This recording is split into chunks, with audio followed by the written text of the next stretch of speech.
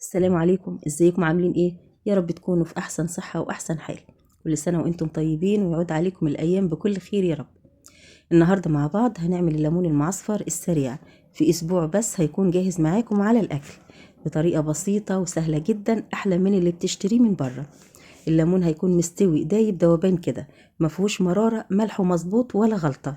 يلا نسمي الله ونصلي على رسول الله عليه افضل الصلاة والسلام ونشوف الطريقة مع بعض. اول حاجة هجهز الليمون. عندي 1.5 كيلو من الليمون. يستحسن الليمون يكون كله لونه اصفر علشان يستوي في وقت واحد. انا بصراحة دورت ما لقيتش يعني الليمون كله موحد لونه اصفر، حتى نقيت يعني اللي قدرت عليه ده كان افتح حاجة فيه. علشان كده انا ما كترتش منه، جبت 1.5 كيلو بس. التسوية بتفرق على حسب لون الليمون. الليمون الاصفر بيستوي بسرعة. بالنسبة لحجم الليمون كبير صغير مش هتفرق. غسلت الليمون كويس وهقطعه بالشكل ده على شكل علامة زائد. ومش بوصل بالتقطيع للاخر، للنص بس، زي ما انتوا شايفين كده، علشان تبقى متماسكة وما تتقطعش منكم بعد التخليل. في حلة فيها مية على النار هسيبها لغاية لما تسخن او تغلي، وبعد كده هنزل بالليمون بتاعنا. واول ما الميه تغلي على الليمون هنحسب بالظبط تلت ساعه بعد الغليان ونطفي عليه.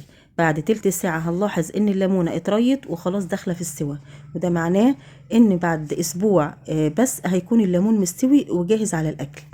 السلق بيسرع من عمليه تخليل الليمون.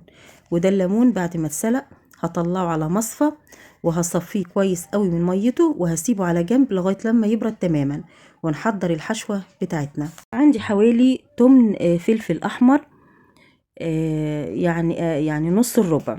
حطيت عليهم 4 فصوص من التوم ومعلقة كبيرة من الملح، ده علشان اعمله هريسة شطة علشان نحطه مع الليمون.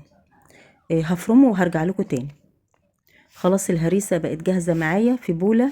هضيف نص كوباية عصفر، معلقة كبيرة من حبة البركة، معلقة كبيرة من الملح. هضيف عليها معلقتين هريسة شطة من اللي احنا عملناها دي، اللي هو الفلفل المفروم. عندي بقى تلت كوباية عصير ليمون، هاخد منها 3 معالق بس هحطهم على الحشوة، وبقية العصير هسيبه دلوقتي على جنب. هضيف كمان 3 معالق زيت ونقلب الحشوة بتاعتنا كويس قوي، وكده بقت جاهزة معانا. عندي البرطمان بتاعي مغسول ومتعقم. هحط في قاع البرطمان كده معلقتين من الحشوة علشان هرص عليها الليمون. بعد كده هبتدي احشي الليمون. هحشي الفتحات اللي احنا عملناها بالشكل ده. مش لازم تحشي قلبها قوي بالخلطة، يعني على قد الحشوة. حطي في الليمون.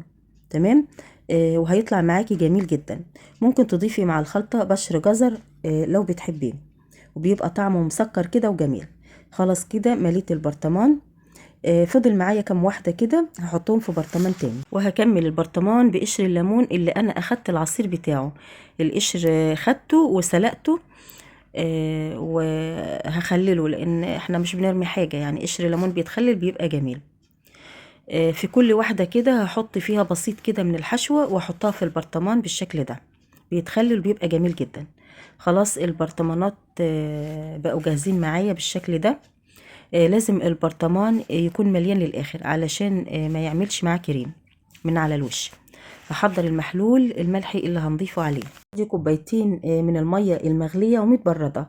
الكوبايتين بالمج العادي خالص اللي موجود في كل بيت. هحط عليهم 3 معالق كبار من الملح. الملح كتير شوية علشان هو اللي بيشيل المرارة من الليمون او بيمتص المرارة من الليمون. هضيف كمان معلقة صغيرة من السكر، وهضيف كمان باقي عصير الليمون اللي فضل معايا. هقلب كويس علشان السكر والملح يدوبوا تماما. بعد كده هضيف باقي هريسة الشطة وهقلب. الهريسة على فكرة بتدي المية لون حلو وطعم جميل. بنملى البرطمان للآخر بالشكل ده. هضيف له شوية فلفل على الوش، الفلفل اللي موجود في المية دوت، علشان اغطي الليمون واحفظه من اي هوا يدخله يعمل له عفونة. هغطيه بكيس تلاجة وبعدين هقفل عليه كويس.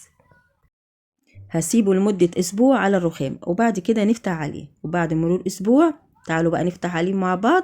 شايفين الغطا بتاعه نظيفه زي الفل. لما تيجي تاخدي منه خدي بمعلقة وتكون ناشفة. وبعد ما يتخلل لو عاملة كمية كبيرة حطيها في التلاجة. واللي هيفضل منك ما ترجعوش تاني البرطمان، حطيه في طبق وحطيه في التلاجة هو واي مخلل انت بتعمليه. شايفين بقى الليمون وجماله؟ مستوي زي الكهرمان، ميته تتشرب شرب وتتاكل لوحدها كده. شايفين السوا زبدة. يلا بقى جربوه وإن شاء الله هيعجبكم. أتمنى الطريقة تكون عجبتكم، وأشوفكم على خير في فيديو جديد. مع السلامة.